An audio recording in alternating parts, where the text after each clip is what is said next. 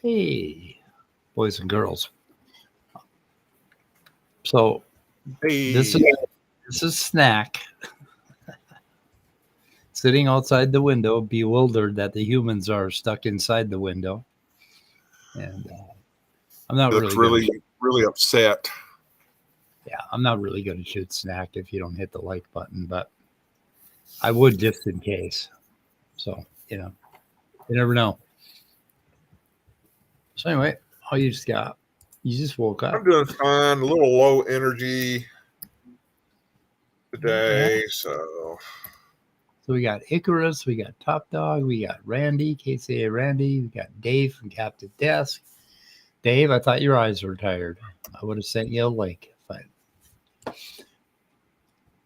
I missed somebody. What did I miss? Or Willie? Got him. Anyway, a few people here. So Icarus, Top Dog's here. So yeah, it's good to be back on the it's not on the air, on the internets. On the internets. What do we got here? So the other day Rebekah did a couple of shorts, and they're pretty bad. They're her basically, oh, how did that evolve? It's like a whole bunch of how did that evolve? So creationists are so shocked by the complexity of life. And they insist that scientists are shocked too, but I'm pretty sure we knew that cells were complicated 50 years ago. Yeah. When they offer whole college courses on it, there's a suggestion of complication. Yep. Yeah. What's your name? Oh God, Trump! Are you kidding me? See, what is this with sports? Don't give him your name; you'll be put on a list. The ability to create silk and control it to some degree has evolved at least 20 times. So let's get this straight. An organism accumulates thousands of mutations, and those thousands of mutations just so happen to organize themselves into this incredible system that produces and delivers silk. And that happens 20 different times by chance? Are you kidding? Where's the scientific evidence for that? That's not science. Do you really believe that? The ability to create silk and control it. Okay, that was it. So many things wrong there, Rebekah. The organism accumulates thousands of mutations, and these thousands of mutations organize themselves into something. That is just horrible misconception of evolution. And these people are just incapable of actually thinking about what happened and how it happens. And no, there are thousands of mutations, but very few of them have anything to do with silk production. Yeah. And there are basically like looking back into, I think, I don't know if it's 20 times, but there were a number of different times that organisms developed this silk making mechanism. And a lot of it is based on smaller proteins and systems that were used for other things they go all the way back to bacteria, and very, very small changes will cause them to do something entirely different. And you just have to look at it in a more organized manner and understand what was happening in life and how many millions of years have passed basically with those mutations and selection to understand how it could have happened. And so they're aghast. Oh, it's so complex. It couldn't possibly have happened. Falls apart when you actually think about it analytically. And we could go on. There's a whole bunch of new, well, in the last 20, 30 years, there are new ways of thinking about biology that solve most of these problems for these poor people who don't understand what the hell is going on. Do we have to do all the work for them? I guess we do. We probably have to. I don't know. She's got another one too, and it's pretty much the same thing. Let's see. Oh, and she mentions Jerry Fodor here. Find it wasn't selected. When we find a white bear in the Arctic, we know it was selected. Its white fur clearly kept it protected. When we find a brown moose in the Arctic, it too was selected. Not for its brown fur, but for a different reason elected. How do we know it was selected? Because it's there, of course. And if it wasn't there, we'd know it wasn't selected. Jerry Coyne says that the marvel of selection is that the requirement is met in every species ever examined. Incredible, fantastic. Do you mean to say that every creature that's alive has managed to survive? Not so fast, Jerry. For there's another Jerry who finds your words to be quite silly. How the concept of selection benefits us is impossible to know, because all you are saying is that things are just so. That was it. So she mentions Jerry Fodor, who most biologists find to be very silly. No one agrees with him. So those two little clips were kind of precious. Yeah, she's acting kind of silly herself. Yeah, she knows what science is. I mean, Rebekah, if you want to know what science is, who are you going to call? You're going to call Rebekah and ask her. Yeah. Yeah, Pavel D. She should stay away from science. She really should. It's just, oh God, how do you explain this? I'm arguing with C. Brown. Do you know who that is? No, C. Brown. Yeah, he's been praises streams a lot. He's some kind of, I don't know if he's a preacher or what he is, but C. Brown has been on praises streams a whole bunch, and he's talking to me about the cell being like a factory and like a machine. And he was on Grayson's stream. Let's see here, Abiogenesis. This one, I linked this in the description. Oh, is that C. Brown? No, that's not C. Brown. That's Otangelo. Yeah, it is Otangelo. Yeah, but I thought maybe he had a new identity or something. No. So Otangelo talked to Grayson about abiogenesis. And it was pretty amazing. When was this? Oh, that was, let me see here, how long ago? On the 25th, May 25th. May 25th, okay. May 25th, that was a while ago. Why did I just get a link to that? I'm not sure why. But, yeah. Well, 2 months ago, of course, it might have, it was probably right around that time. 2 months ago, that's actually pretty recent, because we haven't seen much of Brazilian douche canoe. No.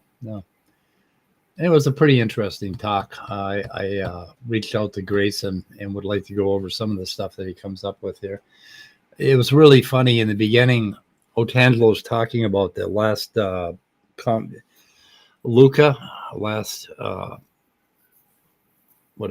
last eukaryotic common ancestor, and he kept talking about the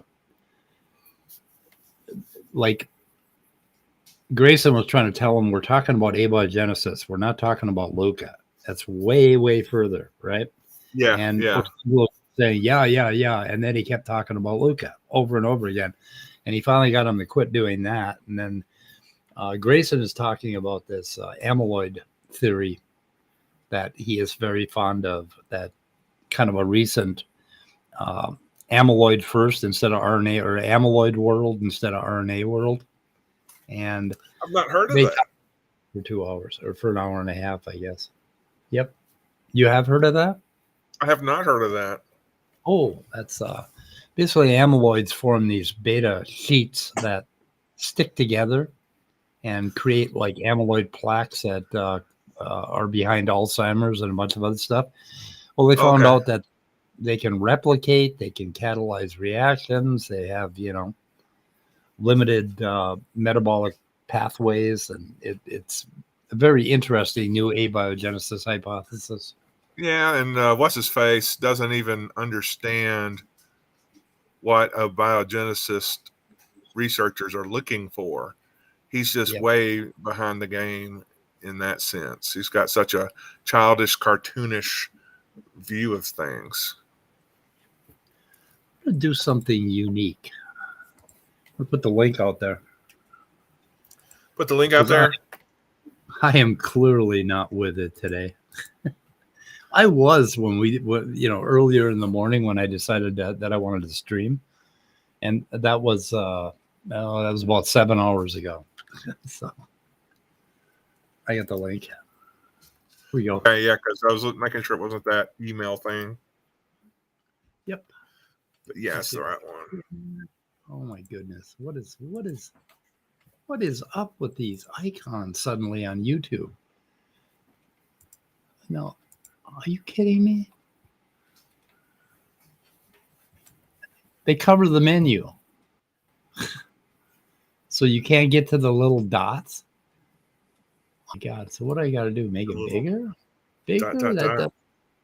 Well, it used to be able to pin the stream, but now it has like little heart icons and weird shit. Yeah. That heart icon thing is weird. I mean, I can actually make hearts. Like, I can send love to all our side chat people.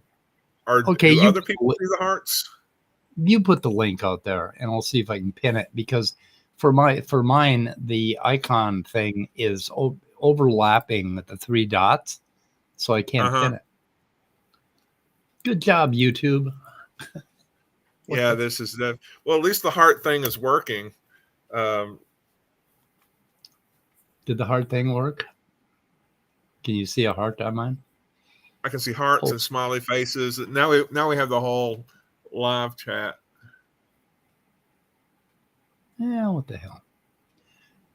Go ahead and you put the link. Now you got a heart too, because you're also a moderator. So, okay, try pinning that on your browser and see if it works. Can you pin that link? I don't see anything telling me I can pin it. I have to There right should click. be there's 3 little dots. I see 3 dots, so I click on it. Whoops, no, that takes me to restream. Let's see. No, it's not allowing me to. Nope. I'll make a few blah blah blah. And I know this is fascinating content for our watchers and listeners. I know. Yeah. How do I get rid of this shit? Open images, copy images, Redux tools, inspect. Well, we still have the link out there. I can keep putting it out there. Yeah, whatever. Anyway, what else we got here? Let's see. So anyway, there's a Ms. Collier, A. Collier astrophysicist. She decided to do a blurb on AI does not exist, but it will ruin everything anyway. And I put a link to that in the description. But she goes on and talks about AI in a very dark tones, about how it's not real artificial intelligence and it's going to screw everything up and all these horrible mistakes are going to happen. And she normally knows what she's talking about, and she does really good videos. But in this instant, she just doesn't get it at all. And one of the things she came up with is there's this controversy that AI is being trained on, like doctors, for instance. It'll always show white male doctors. No. That? It'll show white. She might have said something like that, but the thing I was retaining or getting out of it was that the data, behind the machine learning is biased because it was selected biased in a biased manner just by our societal biases. And the example was like doctors in med school only ever learn about moles and blemishes and things like that on white patients, and very few black or brown patients are ever used in their examples. So everything's biased towards Europeans, specifically college students. And so there is another criticism based on pictures of doctors. So if you ask for a picture of a doctor, they'll show you what. But when I Googled pictures of doctors, that is not what I'm seeing at all. So if the AI is being trained on this, well, it's going to have a clone doctor there with a clone nose and surgeons. And I see pretty good representation of race in these pictures. So I don't know. The thing is that whatever's on the internet, if the entire internet turns out to be biased, then AI is going to get a biased set of data. And what does that tell us about our world? That racism is alive and well. Basically, there's a lot of bias. I don't know. Anyway, I thought the pictures were pretty varied. So I don't know if it went for like what a stereotypical doctor was. I think it's going to come up with different answer than they're complaining about. But anyway, we're training it on all of the data prior to 2021. I don't know why they haven't gone to 2023 yet. Why they haven't brought it up current? Because I think that would be pretty important, don't you? Because it would turn our AI MAGA. Oh yes, okay, yeah, maybe. Yeah, that could happen. Well, it's happened before, so yeah. Well, at least chatbots. I guess those are partially AI. Yeah. Here we have a video, which I believe that I link. Yes, I did. This is Answers in Genesis Canada. We don't check into them. But... Hey, Midnight, how you doing? Midnight. Good. This thing finally works again. I'm glad. That's right. Although we don't get a picture of you or an icon. I mean. Well, yeah, I didn't upload it. I didn't. Let's see. Can I do that now? Sure. I don't use Restream, so let's see. Okay, change avatar. Well, don't stop on my account. Go ahead. Keep talking while I change. We're waiting for you, man. Anyway, yeah, we really got nothing today. It's Sunday. What is happening? AI. Well, everything is happening. What have you done any streams lately?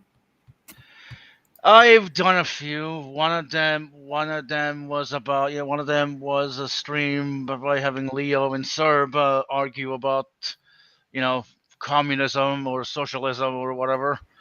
Another stream lasted for like 4 hours. That was interesting. Yep, I had one yesterday. Leo is a commie. Is that the name of the stream? Leo is a commie. I don't remember whether I called it that, but I do remember Leo and Serb were having the discussion on girl streams, so I offered to host another stream. I offered to host a part 2 on my stream. So, yeah. Trying to find a good picture. Yeah, I'm not sure if I'm all that fond of communism. I don't know. I don't think so. I'm pretty fond congratulations. Congratulations, you have a working brain. Yeah. Socialism I'm pretty fond of, or at least some things socialized, basically. And I think a mix of socialism and capitalism is kind of the way to go. I mean, isn't that the way America is nowadays? Kind of, yeah, and it should be. And I think the Europeans are doing a better job of it. We need socialized medicine, that's for damn sure. Oh yeah, I'm so tired of private medicine right now. It is failing on so many fronts. It would like I'd probably be laying in bed in hospice right now if I'd relied on if I just relied on our medical system and not taken it into my own hands and forced them to do certain things. So That sounds so wrong out of context. does it? Oh, Yes. yeah. I suppose you could take it that way, but don't. Please don't. Don't. Anyway, what else has been going on? Nothing much. Just been, doing whatever. Yeah. Just trying to be me. Yep. And it's Cerberus. Hello. Whoop, whoop. What? Go ahead, Cerberus actually Okay, joined? I let him on. Hey, Cerberus. Yo, well, someone fine. told me you're talking about communism in here. Wow. Yeah, are you a commie? No, Oh, Well, okay. he's not, but Leo is. I like freedom. I like freedom. Freedom. There we go. I Finally like got their a fries. icon. Freedom fries are the best. Yes. Yeah, I don't think communism has So- gone for the countries that have adopted it. I don't know. I don't know. Were you Hasn't were China you done- were you watching this already? What's that? I was talking to Serb. Like, how the fuck do you have like do you have like satellite ears No. where you hear your thing being called? No, I was just in front of my computer, and people like anytime someone starts talking about socialism or some random topics, people start texting me. You have a network. Wow.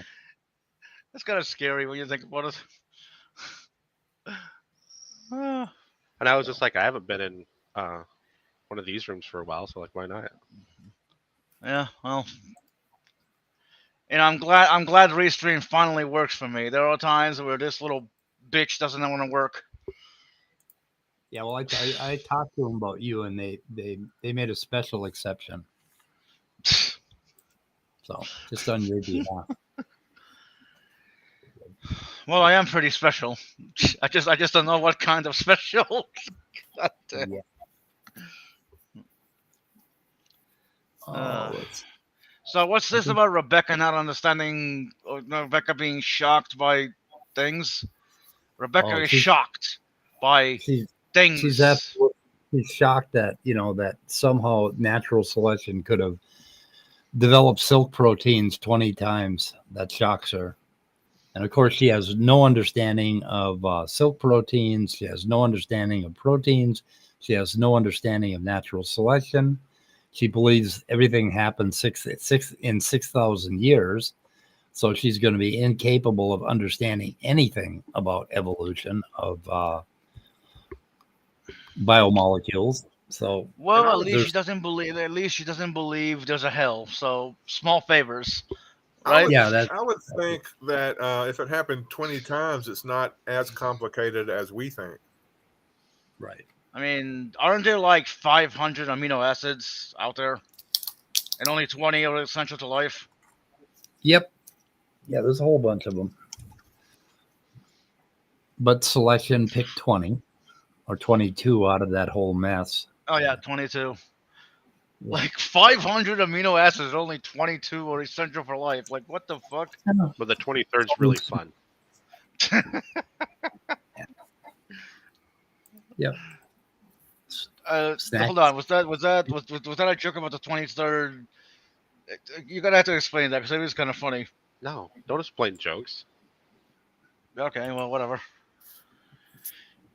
Hi, cat. Yep. I want a cat. He's around here somewhere. He's sleeping. He's passed out.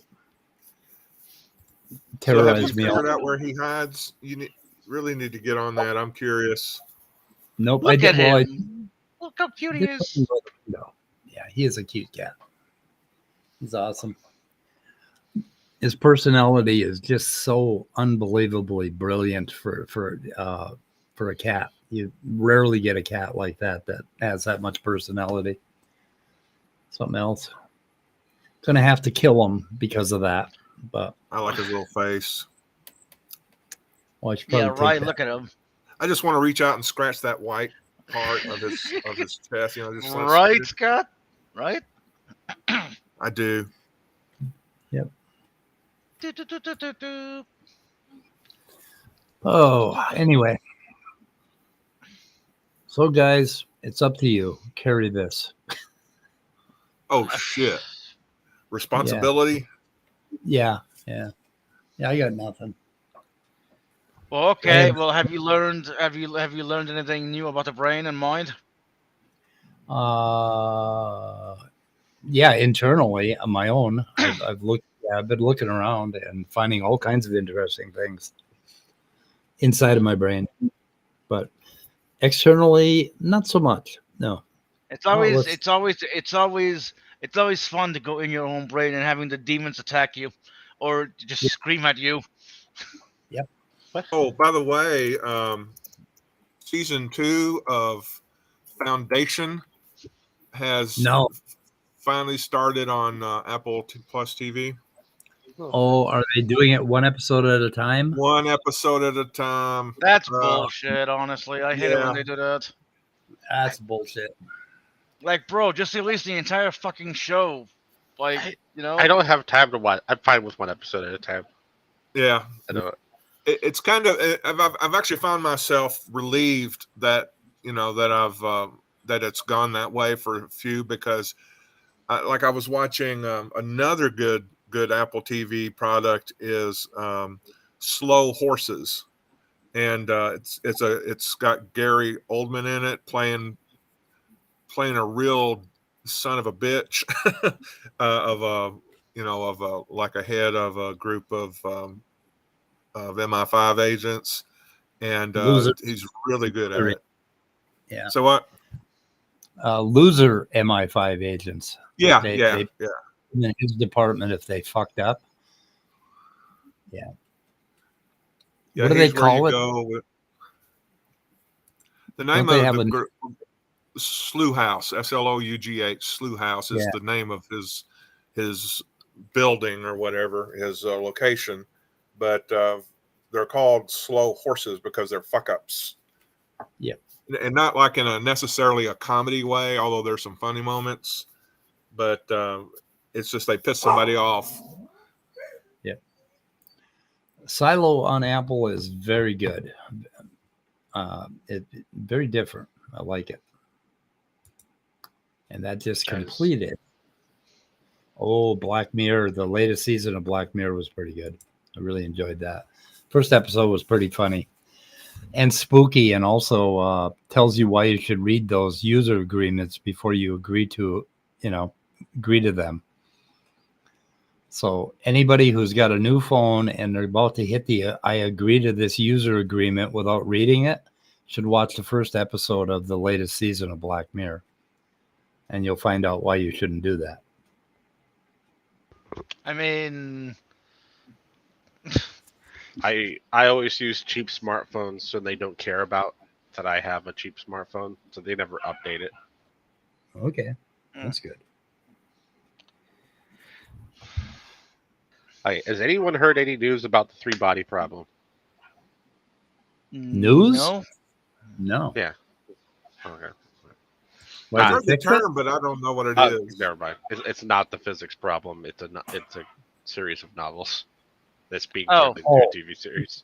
I thought you were talking about the. Yeah, I know it's not a problem, but it's not a problem anymore. So that's not okay. It's a TV series. How about that? It's becoming one.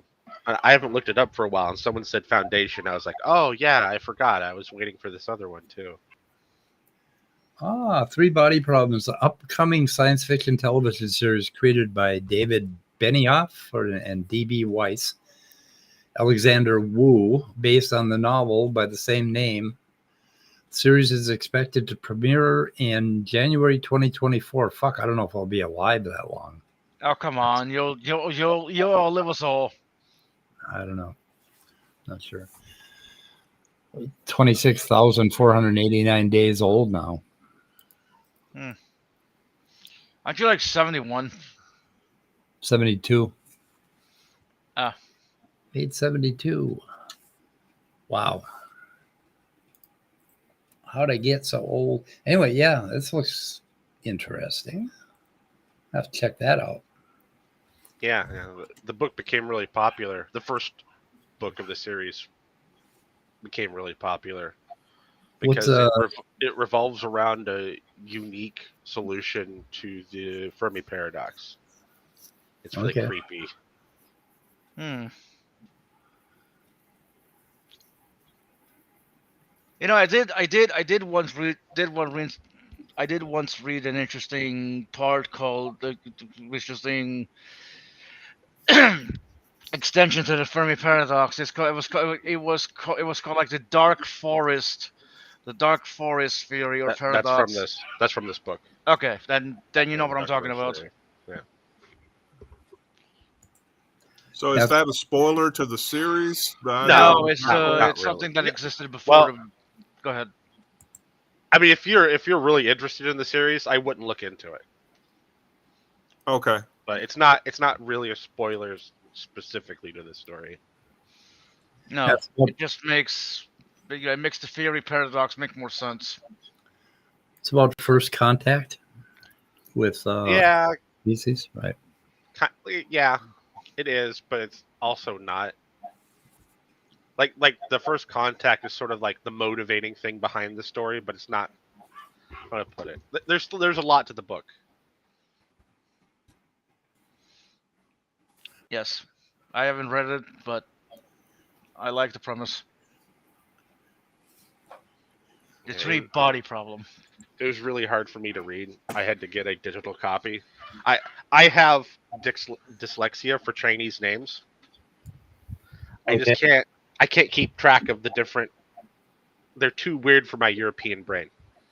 Yeah. So I had to go through and word replace all of them. I mean, I'm sorry to laugh, but that's. Well, there's several trailers online. I wonder if we ought to just play one. Oh yeah. What's that? PTFS. Oh, they're making a Ravenous with Rama movie too. Anyone read that book series or no? Not.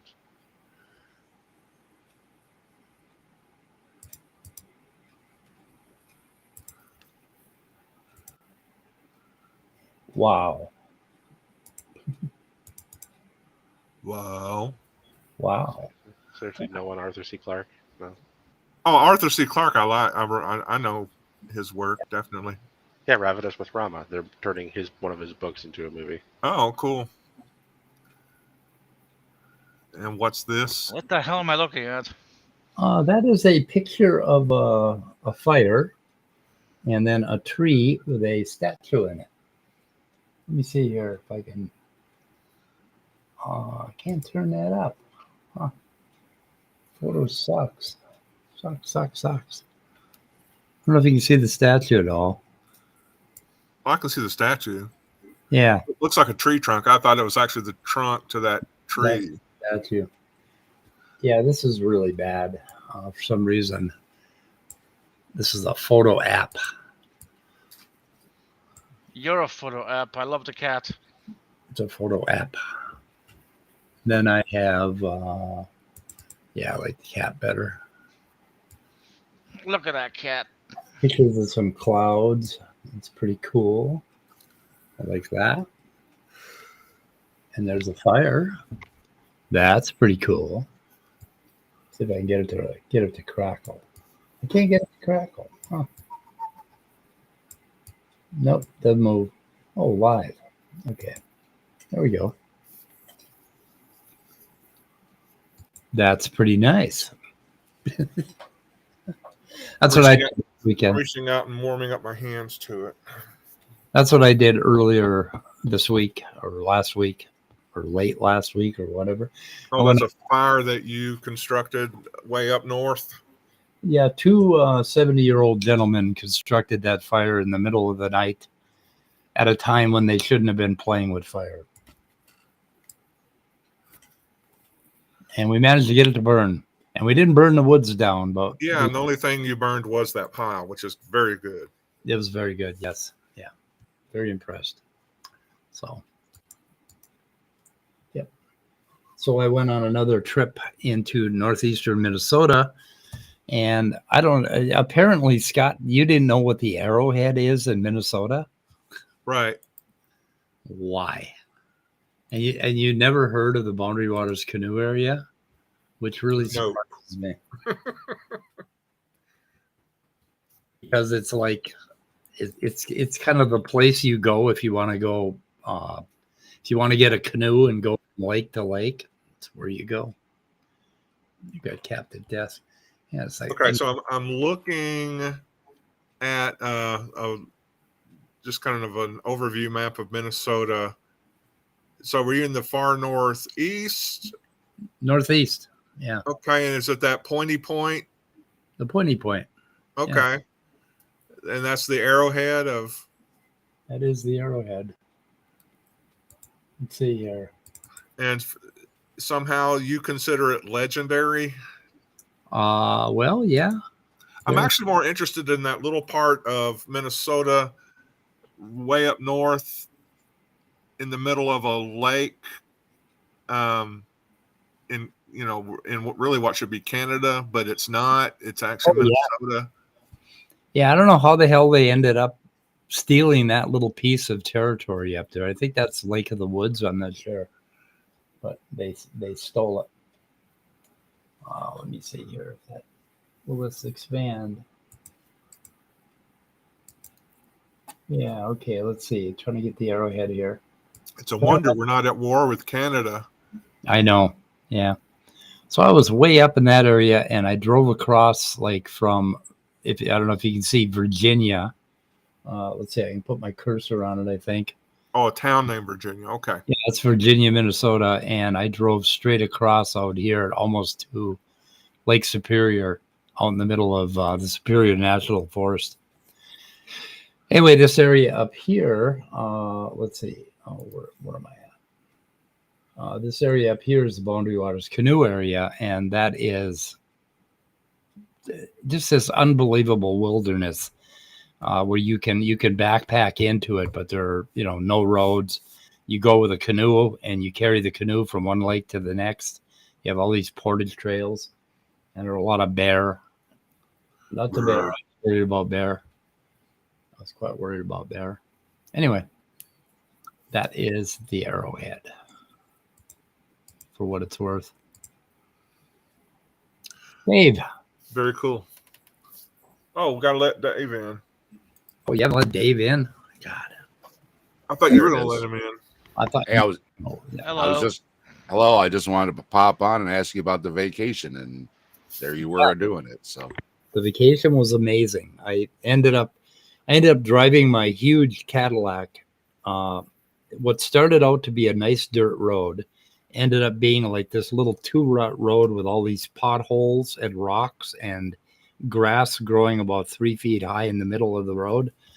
And but I was committed to the trail because there was no way to turn around. So I had to go a mile and a half.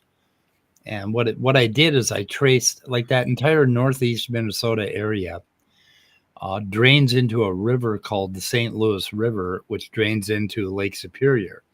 And it's just an unbelievable watershed. I think it covers, I don't know, 250,000 acres or something like that. It's pretty incredible. I put a picture in the private chat for you since you were showing off your kitty. I see that. Let's see what I can do. Oh, that's yours? This content is not available. That's the puppy. Wow. Very long legs. Okay, just link. There we go. That's your the old man. The old man's getting along with him. He's sitting there on the other side of the fence there. They're finally getting along, becoming friends. So cool. Those are long legs. He's part chocolate lab, so. Now, how old is the puppy? We got him at 8 weeks, and that was a couple weeks ago. Okay. Wow. That's a youngin'. He's still got razor teeth. He hasn't lost his teeth yet. Oh yeah. Very annoying. So when he runs, does he look real clumsy and A little bit, but he does pretty good. yeah. I just love to watch very, young large puppies like that run because they're just so full of excitement and they're a little gangly, just a little out of proportion. Oh, the two of them were doing laps around the garage the other day, running with each other, and the old man seemed to be happy to have a new friend because we had to put down his brother a couple months ago, and I think he's been a little lonely. So Yeah. he almost looked like he was smiling, running around with the puppy. So Yep. So Great. after 1 year, Loki and Thor have finally decided that Snack is here to stay. So they started going outside with them together, running around together a little bit. even the cat, who our cat isn't real sociable because it was a feral stray, so it's never really been, she's always been kind of a loner, but even she's been strolling over and giving a little sniff at the puppy a little bit. So I think they've accepted that he isn't going anywhere. Well, I bet you're going to have a lot of destroyed property in the next few years. So the dogs have their own area, so they're free to dig it up and do whatever they like. I have the yard split, so that half is theirs, and when they come on my side of the yard with the pond and the garden, no digging, no crazy stuff, or you go back in your area where you're free to dig it all up. So do you keep them away from the fish? yeah, well, behind the pond is a fence with a gate, and then up by the house there's another fence with a gate, so I can open it all up or I can keep them on one side of the yard, which I think is more than fair. They got half the yard.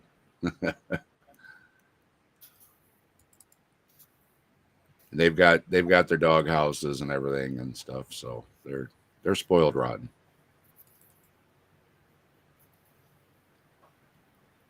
Oh, let's see. And we put all new cement in the dog area the year before last, and I put it on an incline because it was gathering puddles and stuff. So now when it rains, there's no puddles. It's all nice for them and everything. It's got an overhang, so they're out of the weather, and yeah, they're hooked up.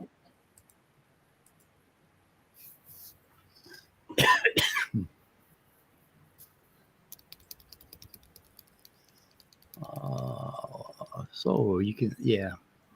This is the area that I was driving around in. Basically, I didn't get out to Gooseberry Falls, but and then another typical Minnesota picture. Oh, there you go. Yeah. Yep. Oh wow! It's the three-headed. That's It's the three-headed raccoon dog. Yes. Well, thousands of mutations, and that's what happens. Thousands of mutations. Get 3 heads. Raccoons are so cute. Yeah. I once saw a video of this dog bringing a baby raccoon home with him. Like, right, the baby raccoon just followed the dog around. The owner was like, "Stop bringing pets home." The dog has a habit of doing that. It was such an adorable video. Like, what the fuck? I think I saw that video where she looks out the door and there's always like two of them standing there looking to come in. Yeah. Cerberus raccoon, yes. There you go. I mean, I haven't talked to Top Dog in a while either. Well, I'll say, and that's not too ridiculous, Mike, because when Ahmed was on with Rebekah, he actually said, "Oh, well, if you get enough mutations, then we just get X-Men." Is that what you're saying? Right. So, yeah. They actually believe Yeah, I you can get laser maybe- eyes and everything and stuff. Yeah. Maybe one day? Question mark. I mean, Hopefully. some of those more lame powers possible, like sharp fingernails. It does. Like Meg. yeah, Meg. Yeah, the one. Oh my god! It's funny that I know that. That episode from Family Guy when they get superpowers. Yep. Hey, that kind of hurts. Yeah. So let's see. As long as I got you here, Dave. I found out the secret, Mike. What's that? I found out the secret to getting What's- more subs. I put out 40 videos. I got 140 subs. I just put out my 48th video. I've got 148 subs. So all I got to do is put out a video, and every time I'll gain a sub. I've got it figured out. One sub, one video. That seems like too high a price to pay. I didn't lose any though. That seems a little bad. I didn't lose any. Yeah. So this video here, Robert Laughlin, Can Emergence Explain Reality? Great video. Yeah, that was kind of I think it was a little bit of a misleading term, but he was talking about something that's dear to my heart, and that is that it isn't like, we want to reduce everything to atoms and molecules, and we want to think, everything can be reduced down to these real simple ingredients. And he's saying that no, it's not that. It's the structure of where they are and how they relate to other things, basically. And the overall structure creates this property of emergence, that there are emergent phenomena that depend on not just like, you can't explain water with just one water molecule. You have to explain water as it is when there are trillions of molecules relating to one another in one spot. And that was kind of the upshot of it. Is that what you got out of it? Yes. Okay. That was pretty cool. So he tries to be controversial, and he even admits it, that he words things a certain way, like, saying that emergence explains reality to just get people's attention. And he's written. Well, it works. He's very careful with his wording. He picks his words very carefully. Yeah, he does. And Bree, if you're still listening, you'd probably like this guy too. I was thinking of you with the Gaia and everything, and it's all has to be connected and everything. So yeah. Everything is connected. I'll put a link to this in the description. It's pretty interesting talk. Yeah, but it was interesting because we were just talking about it, and then this video came out like a day or two after. And we'll try to find. Let me see here. If I can find the book he wrote. Can you remember the book he wrote? The book he wrote is called. Let's see here. Must have it. Okay, how realistic. I don't remember. I had to look up his bio to see who he was, and he's a professor of physics and everything. He looks like the skipper on Gilligan's Island.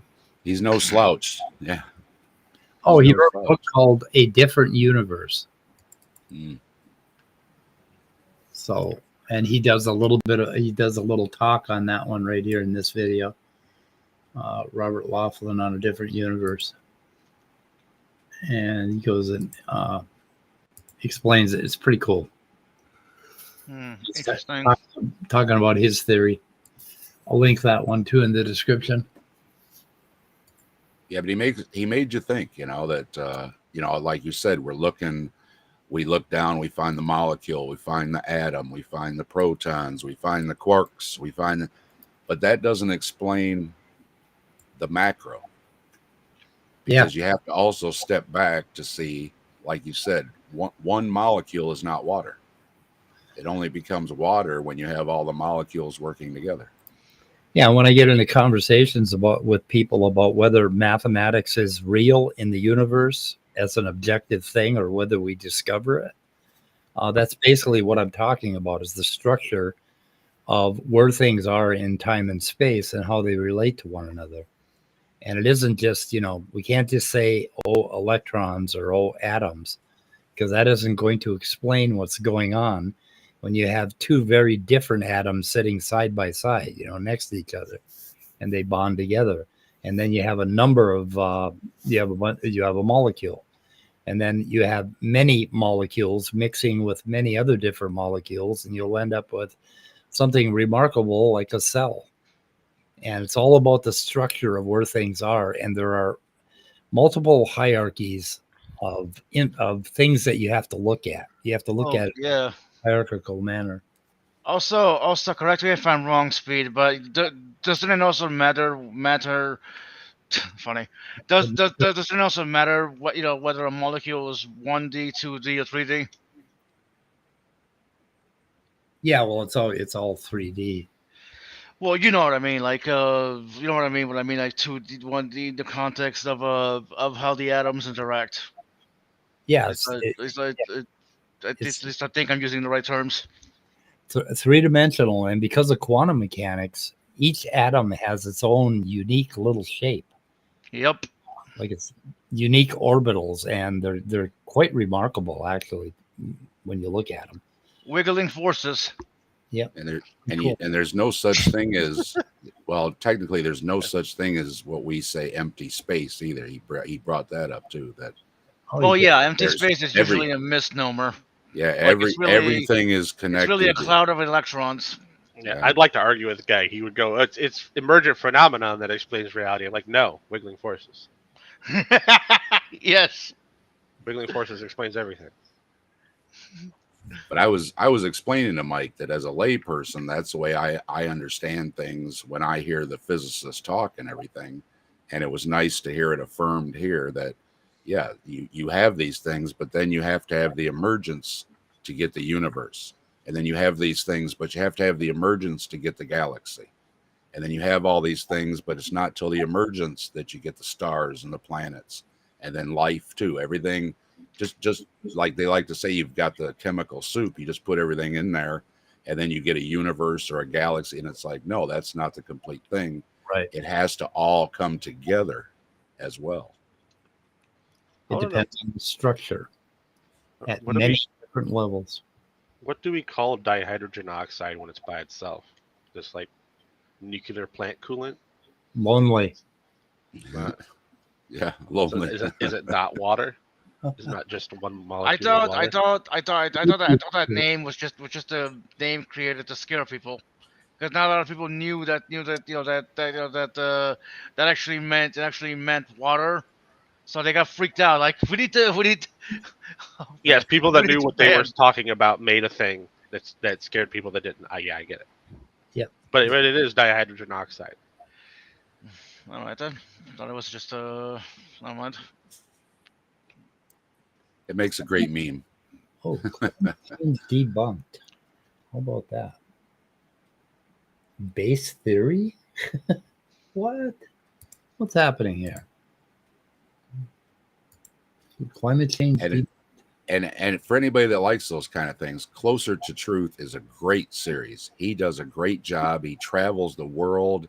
He talks to everybody, and he's very fair. He'll go to the top scientists. He'll go to the top theologians. He'll go to whatever the people are in their field. He goes to the big conferences and talks to everybody. It's a great series. Man, it must be Bruce Wayne to have that money and time. I don't know what the production is behind it, but what do you mean have that? That's probably how he makes money. Yeah. Well, yeah, but he also has money to go traveling, so it's like it had to start somewhere. Yeah, he was in Greece when they had the big convention with all the great minds there and everything. It was beautiful. Some island there in Greece, and it was like, wow, that's the kind of job to have. Golly, I'm surprised that all those great minds got together and they didn't think to invite me. Yeah, I didn't get my invite either, Scott. What's up with that? I don't know. The mail's been just lousy around here lately. Well, you got mail people dropping over from the heat, so. That's true. I don't get mad at delivery people. Did you see the video where they have the cooler out for the delivery people? Please take a beverage and a snack. Oh yeah, they need that. Stay hydrated. So I wonder if even here in Texas, it's been getting up to like 106 or higher. I wonder if UPS has an air conditioner now, or if they ever will. My wife says it's in the new contract. Well, that's good because they're trying to even get with your AC in doors the open, trucks. you're just getting blown by a large blow dryer with the breeze coming through. Well, I guess Amazon has AC, so there's a little pressure on there. Yeah. At least in the warmer climates, you know what I mean? Up here they could at least say, well, you just have a few warm days to deal with, you know. But down in your area and other areas in the south or out west and stuff, they definitely need it. I can't imagine. Yeah, they're suffering from dihydrogen monoxide in India and where else were there floods? California, all across the world. Yeah, East Coast, the old colonies. Yeah, large amounts of monoxide.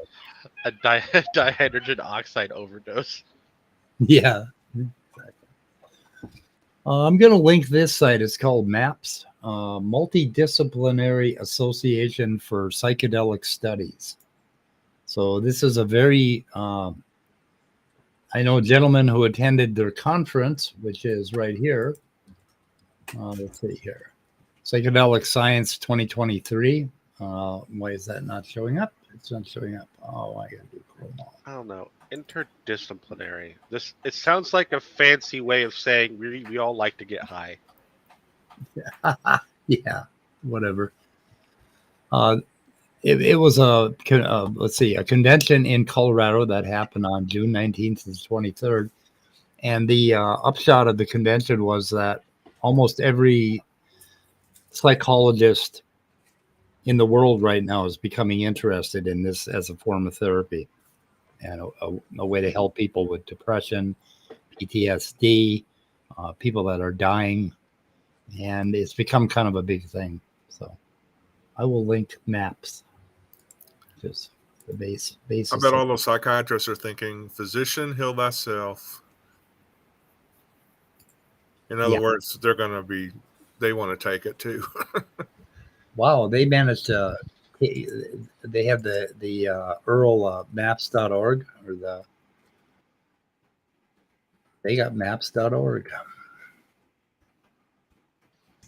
Yeah, this is going to make me sound right wing, but you know what also was the case when we had a reduced level of suicides and stuff?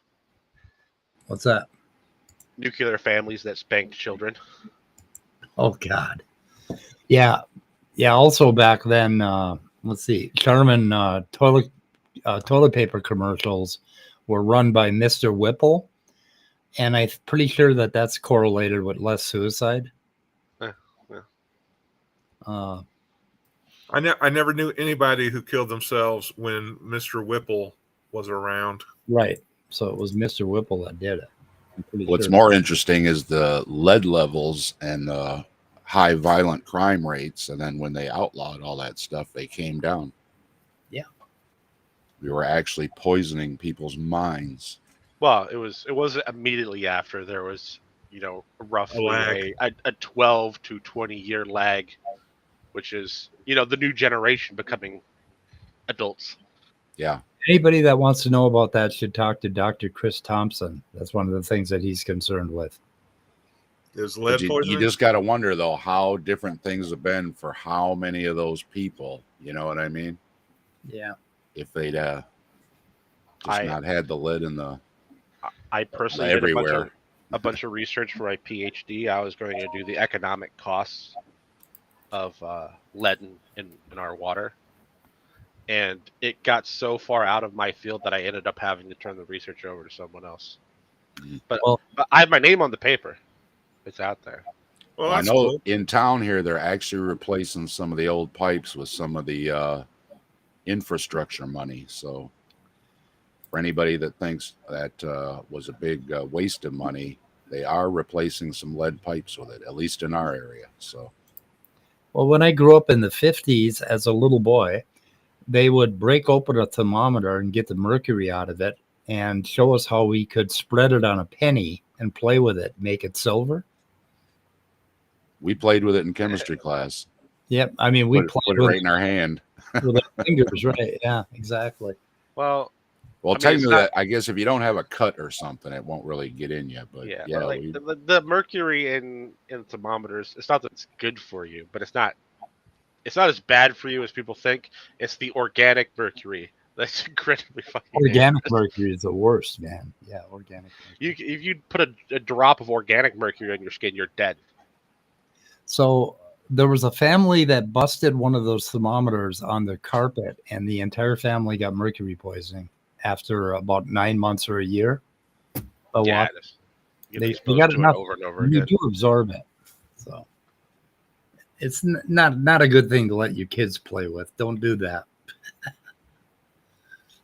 But we got all digital ones now, so those things are yeah. kind of thing of the past now. Yeah, you break one of them open and they're just no fun.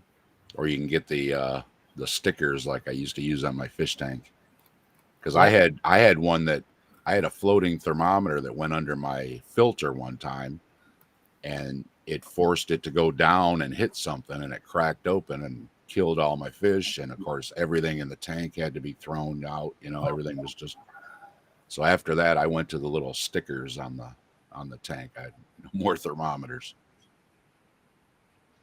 Yeah. Did you know that a coal power plant irradiates the environment more than a nuclear power plant and is responsible for most of the mercury in the water? I believe it. Coal's nasty. Yeah. The process is nasty, and it's just all around nasty. When Trump smiles and says, "I love clean coal. We need to dig up more," and it's like, you idiot. The thing that drives me crazy about coal is the amount of landscape they have to destroy in order to get it out. You know, strip mining and all of that. And that's like that area. And when they're done, they just walk away and they just walk away. And it looks like a desert.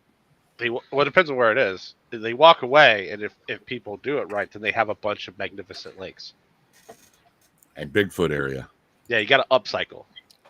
That's something I found out with doing my Bigfoot stories. A lot of these areas were the old strip mine areas that they see a lot of the boogeymen running around in. Why, I don't know. But yeah, where the hell do I have it here? Let's see. But you get in those certain areas and they all got, oh yeah, well, that's the strip mine area over there. And down the road, that's the strip mine area down there. And it's like, gee whiz, you know.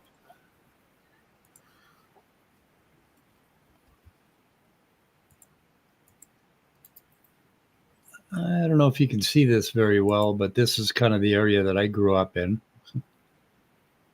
The Iron Range, or the Arrowhead, basically is filled with these unbelievable mines everywhere.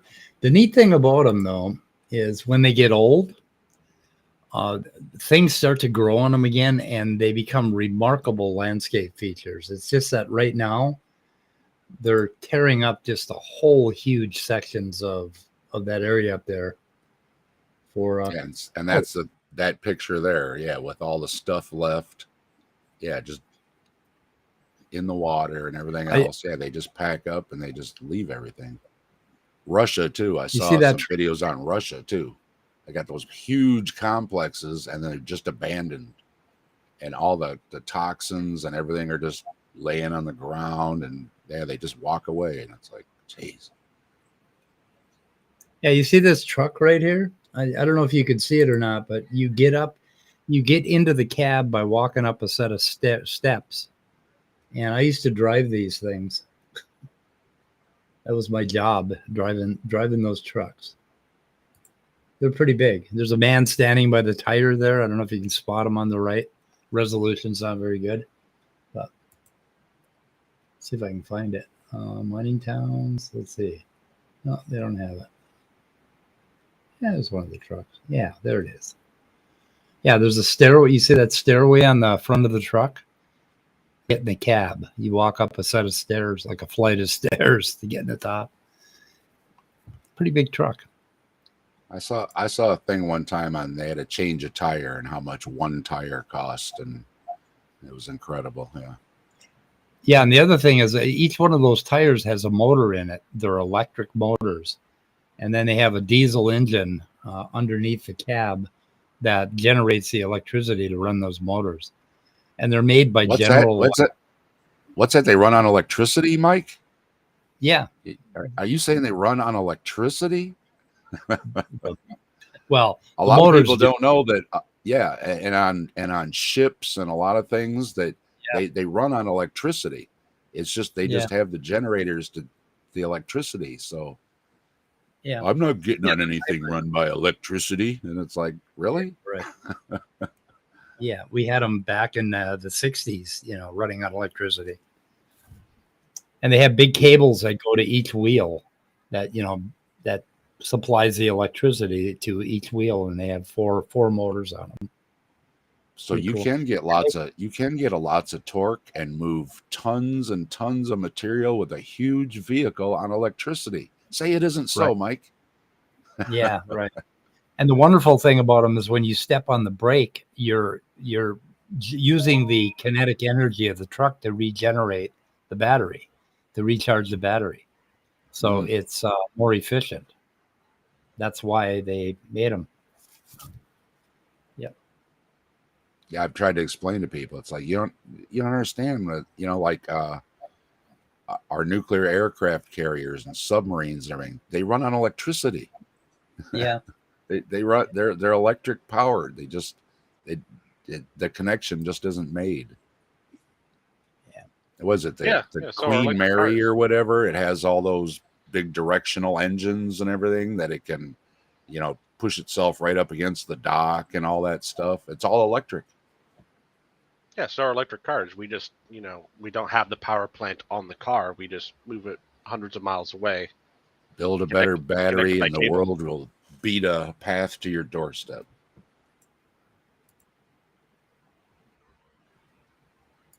Another one of those big trucks. You can see the man with the little white hard hat standing by it. Like when you drove those trucks, there was a rule that if anybody parked their pickup within 50 feet of the truck, and if you ran over it and flattened it, it was the fault of the person that parked next to the truck, because you couldn't see for because you can't see it. Yeah. Right. So my cousin was a foreman at Erie Mining Company, and he was a real dick, and everybody really didn't like him. And so he run his truck up. I know where it's going. And the guy backed over it, he said on purpose, but he got away with it, and he backed over my cousin's pickup. My cousin wasn't in it.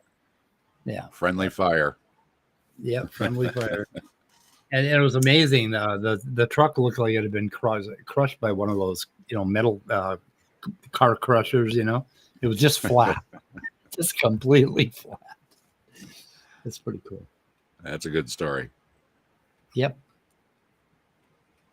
I used to drive those trucks. God, I don't know if I should say, but back when I was 20 years old, used to do a lot of psychedelics. And we'd drop acid and go drive those trucks. If you could imagine. No comment. Can't imagine. It was fun. It's fun. That's fun. But it was really cool. You're in this little cab and you look way over to the right, and way the hell over, like across the house, there's a mirror, and that's your rear view mirror. And you're in this little tiny cockpit, and it looks like you feel like you're in a jet airplane, right? And this little tiny cockpit in the middle of that truck. Pretty cool. The cockpit is up in the upper right there. That's where you drive it. And it's really pretty awesome, kind of fun. And they go straight. Like if you let go of the wheel, they'll go straight for a very long time before they actually crash into something. So there were some old timers that used to, if they were on a straight run, they would nap while the truck drove. And then they'd run over some rocks and then it would wake them up. I never did that. Watch out. Deconverter Man's posting links. Beware there. Trucks didn't exist when you were 20 years old. Oh my God. How many links does he have? What the hell? Let's take a look here and see what he's got.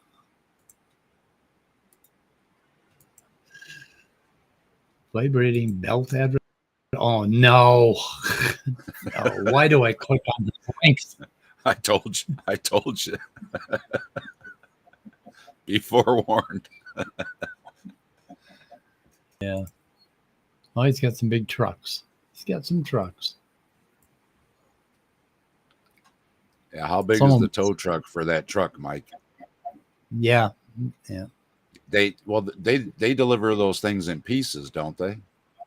Don't they bring them and then they have to assemble them because they're too big to ship and stuff? Yep. Why Deconverted posted this, I'll never know. You gotta disassemble those things to get them on a tow truck, DM.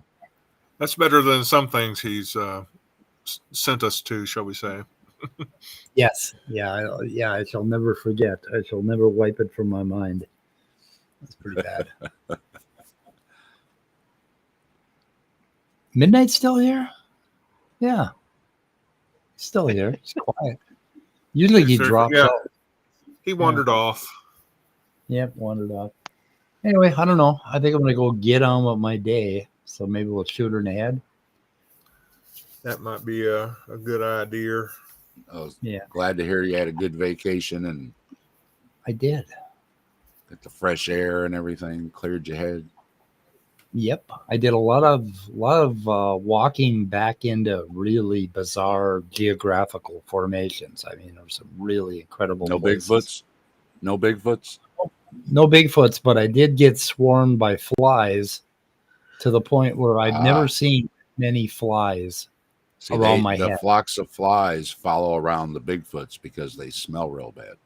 So there was a Bigfoot. You saw the flies. Maybe Speed is a Bigfoot.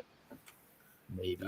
You never know. Oh, and the other thing, I scared up a gigantic bald eagle ahead of my car, and I scared it up like as I drove forward. I scared him like 3 times, and I that is a big bird. Holy shit! Like I was just going to ask the question: have you ever seen Bigfoot and Speed in a picture together? Yeah, I know. Same place at the same time. Yeah. I was just thinking we're going to get a video of a bipedal ape in quotations running through the wood, making grunting noises, flailing their arms around, trying to brush away flies. I used to do Before we go, Mike, remind everybody that next Saturday we're all going to get together to roast Ken Ham. Yes, next Saturday at 1 noon my time, noon your time, noon Central Time. And on August 2nd, I'm going to be on Skeptic Haven. I have been invited to have a conversation, and I'm not sure what about. Science and religion, I guess, is the topic. So also, but anyway, next Saturday, so at noon. Cool. So remember that. And if you like Bigfoot, we have Grassman Chronicles on the 30th. Oh, yeah. And Trees is going to share his own Bigfoot encounter. Really? That sounds awesome. Yep. We are covering the Lady Bin Hill haunting. And I am covering Betty and Barney Hill's abduction, which is a famous abduction story. They even made a movie about it with James Earl Jones. Yep. And then Trees is going to share his story. So that's the lineup for the next episode. Okay. So if you could somehow come up with credible proof of the existence of Bigfoot, would you actually share that with the world, or would you just keep it quiet? I don't know. It seems like they want their privacy, right? Because nobody's ever seen it. Because that would mean that the quickest way, to me, it seems, to have a species go extinct is to let people know they exist. I believe it's Colorado, maybe, that passed a law to protect Bigfoots. Well, that's a good thing. Are you kidding? But still, poachers get away with so much. Well, that's the thing that I always bring up, that we don't have any roadkill. We don't have any Bigfoots with orange vests on that accidentally got shot. Trail cam, and the biggest thing is, if it was a couple hundred years ago, I could say, okay, maybe there's something running around. But in today's society, to have breeding populations in every state and not have a single roadkill. There's a picture of Bigfoot right there. Now there's a Bigfoot. Yeah, that exists. Yeah, they're obviously an endangered species. We should have laws to protect them.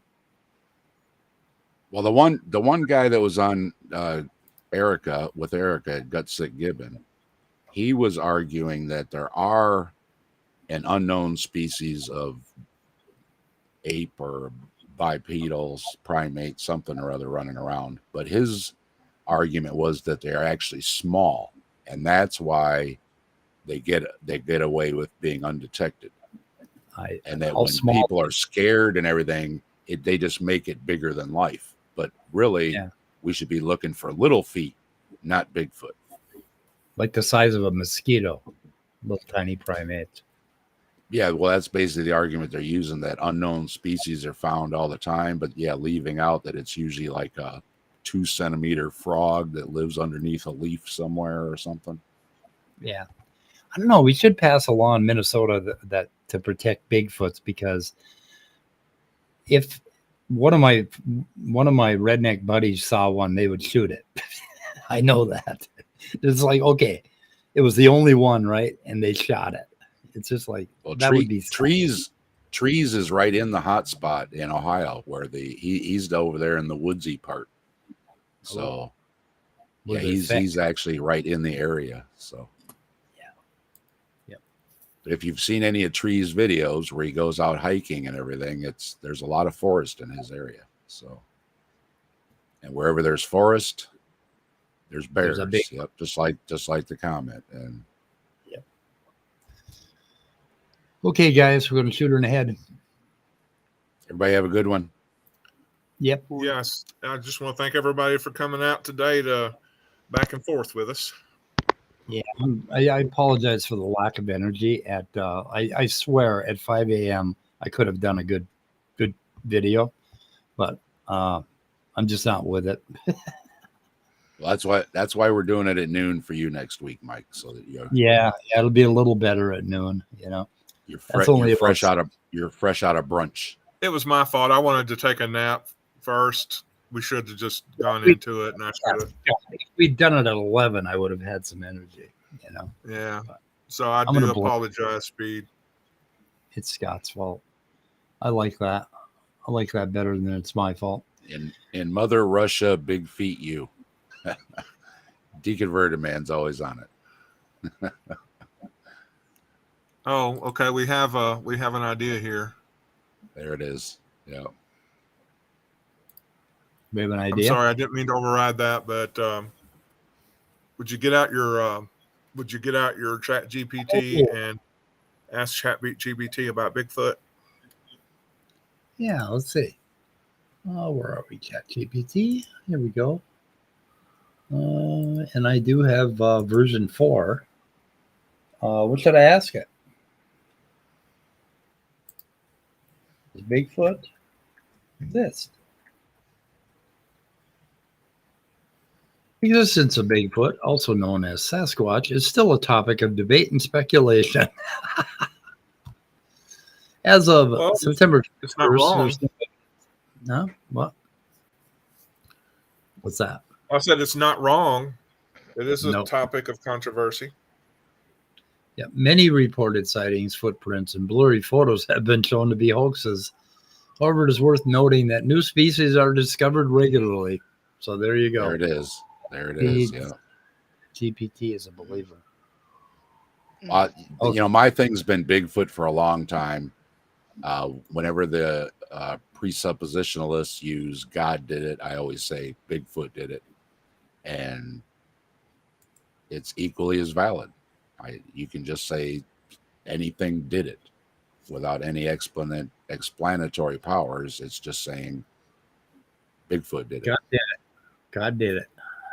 So that's where I've been intrigued by the Bigfoots, and I often bring up that Jesus Christ had 500 witnesses. I said I can pull up that many in real time from Bigfoot pages right now. Not from thousands of years ago. Right now, we can go on Bigfoot pages and pull up eyewitnesses. Does it prove they're Bigfoots? Nope. Yep. And they'll agree with me because they'll say, well, no, Bigfoots don't exist. Well, what about all these eyewitnesses? You aren't saying they're all lying, are you? Those apostles, they didn't lie, right? They weren't lying. Well, I've seen a lot of weird things in my life, and then I remember the weird thing I saw, and I've actually caught myself editing things as to what I saw and changing my perception of them. And so, if you believe you saw something, or you have some idea of what that strange phenomena you saw was, it is very easy over the course of months, years, and decades to convince yourself that you saw something that you really didn't see at all. And that happens oftentimes with memories. And that's why eyewitness testimony is worthless on any of these things. You just can't use it. I'm finding out that if you notice, a lot of UFO abductions happen to people in bed or in their car. Now, if they're in bed, or if they've been driving for a long time and they nod off in their car, a common occurrence, and I've had it, and I've talked with other people that have had it, is sleep paralysis. And sleep paralysis is very freaky. Yeah, it is. And it seems to be a correlation between a lot of these experiences, because when you listen to them, they're often either in bed or in their car. And again, people nod off in their cars all the time. And I'm putting together a hypothesis that abductions, demons, angels, ghosts, Bigfoots, a lot of these things, Jesus, right down the line, can go back to sleep paralysis. Not explaining all of them, but it does seem to correlate that a lot of these things are all in a confused sleep state. Yeah, I've talked about that event that happened to me where I felt this presence of Jesus above my bed. And what I was doing, it was a brain crash. I was falling asleep, and then I very quickly woke up and had this like experience that there was something above my bed, something significant and big. And then later on, I edited in the Jesus crap because I, prior to going to sleep, I had been on this Christian forum posting about Jesus, pretending I was a believer so that I could basically interview people and get them to talk to me. And so I had that in my mind. And as I fell asleep, that was a feeling I got. It was one of these intense emotional, sleep paralysis moments. And that, now, if I had been a believer, I would have been absolutely convinced that I was in the presence of Jesus Christ. And what do a lot of believers do? And just people in general, a lot of people like to read before bed. Oh yeah. So if you're reading the Bible before bed, like you said, what's in your head? There was a famous like infamous, whatever you want to call them. There was an abduction story, and this woman frequently was abducted, and it always seemed to happen. And as you go along through all the story, on the same nights when she's reading her alien books before she goes to bed. So guess what she's dreaming about, and if she was susceptible to sleep paralysis, it just kind of all comes together. Yep. Well, of course, that's what you were dreaming about. That's what you were reading about before you went to bed. And if you suffered sleep paralysis, you saw demons. If you were religious, it was, or you saw aliens. If you're religious, it's demons or Jesus or something. Bree brought up, there's the hag story where you see the hag in the corner, but it's all comes back to, it's just the same thing, just the different characters of what's in your head, but it's the same experience. Yeah. So it's pretty interesting. And it'll probably be on an upcoming show. So I had some other incredible experiences. I was sleep deprived for up to 9 days. And I would go to sleep, and when I woke up, my mind wouldn't boot up for about 2 or 3 minutes. And I would be in absolute terror, basically, because I didn't know, like I usually left the TV on when I fell asleep. And I didn't know what the sound coming out of the TV was or what the visual image was. I didn't know what I was. I didn't know where I was. All I felt is like existential dread. And that happened to me probably about 10 times. And as a result of being extremely sleep deprived, going to sleep for like 12 hours and then waking up. And you wouldn't believe what weird shit your mind can do to you when you're sleep deprived. Well, that's the Betty and Barney Hill story that I'm covering. They were driving for 21 hours. Right. Perfect. Yeah. And of course they said, but we weren't tired. And it's like baloney. I've driven for a living. You are tired. Yeah. I don't care how many no-dos you take. You are tired at 21 hours. Yeah. Your brain has certainly had it. You know, you may have enough stimulants in your body to keep you going, but yeah, you've had it. Yeah. And it's not denying experiences, because I've learned that no, these people are not lying or making, some people are, committing frauds or whatever, but mostly people are having experiences, whatever they are, religious, aliens, Bigfoot, that it's real to them. But let's examine the interpretation of how they're looking at it and how everybody else is looking at it. And again, if you compare the two, the person that says it was Bigfoot is going to find the person that says it was the demon. No, it's not. They're going to argue, no, it's a demon, it's a Bigfoot. And they're both arguing against, each other without ever realizing, wait a minute, you're telling each other, obviously it's the same experience. You're just interpreting it different. Right.